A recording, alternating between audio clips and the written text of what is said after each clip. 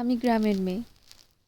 গ্রামে আমার বেড়ে ওঠা আর সাধারণ পরিবারেই আমার জন্ম, যেখানে সাধ্যের মধ্যেই সব কিছু ছিল। ছিল না কোনো উচ্চ আকাঙ্ক্ষা, উচ্চ বিলাসিতা। যতটুকু আমার পরিবার দিত বা দিতে পারত, ততটুকুই চাহিদা ছিল আমার। তবে যখন যেটা চাইতাম কখনো না করতো না, দেওয়ার চেষ্টা করতো। আমি গ্রামের মেয়ে, এটা আমার অহংকার, কারণ আমি গ্রামকে অনেক বেশি ভালোবাসি। আর গ্রামের যে কাজ, আমাদের যে কাজ, ওগুলো আমার মাই বেশিরভাগ করতো। আমরা শুধু আমার মাকে একটু সঙ্গ দিতাম। যে ভারী কাজ বা যেগুলো কষ্টদায়ক, ওই কাজগুলো কখনোই মা আমাকে করতে দিত না।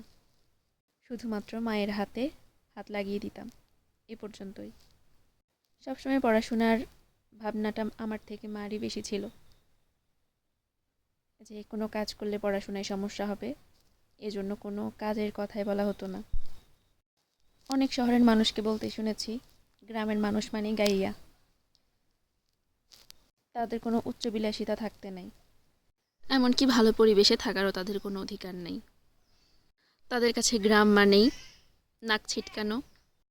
তাদের হয়তো ভাবনাতে থাকতে পারে গ্রামের মানুষ শুধু আলু ভর্তাই খায়, তাদের আর কোনো ভালো খাবার খাওয়ার অধিকার থাকে না।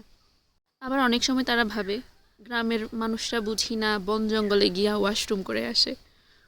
ওসব মেন্টালিটির মানুষদেরকে বলতেছি, না রে ভাই, গ্রাম এখন অনেকটা বেশি আপডেট, হয়তোবা ওইসব মানুষরা জানে না।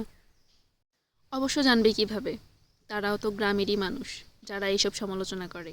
আর হয়তোবা তারা বন জঙ্গলে ওয়াশরুম করেই অভ্যস্ত ছিল, এজন্যই বা আরেক পরিবারকে বা আরেক গ্রামের মানুষদেরকে এভাবে জাজমেন্ট করার সাহস পায়। মানুষ এখন অনেক স্বাস্থ্য সচেতন, আগের দিনের মানুষের মতো না, বা যারা এরকম মেন্টালিটির ওরকম না। যারা বন জঙ্গলে ওয়াশরুম করে অভ্যস্ত ছিল, আমরা মূলত কখনো এরকমভাবে অভ্যস্ত ছিলাম না। আমি গ্রামের মেয়ে, এটা আমি অনেক গর্ব করে বলতে পারি, এবং বলতে আমি পছন্দ করি।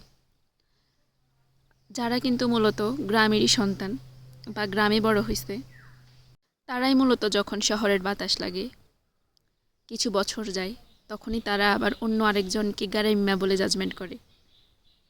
সো যাই হোক, অনেক কথা বলে নিয়েছি নিজের গ্রাম সম্পর্কে। এখন মেইন কথায় আসি। মেইন কথা হলো, আমার মা আর আমার মেয়ে অনেক কাজ করতেছে, কারণ আমাদের ধান সিদ্ধ করা হয়েছে।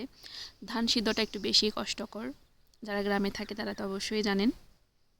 প্রথমে ধান একবার পাকানো হয়েছে, পাকানো হওয়ার পর এটা জলে ভেজানো হয়েছে।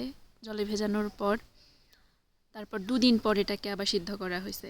আবার এখন এদিকে একটু রোদের সমস্যা, বাড়ি থেকে আরেক জায়গায় রোদে দিতে হয়েছে। আর এটা অনেক কষ্ট, যেটা আপনাদের সাথে শেয়ার করেছি, সেটা অবশ্যই দেখেছেন।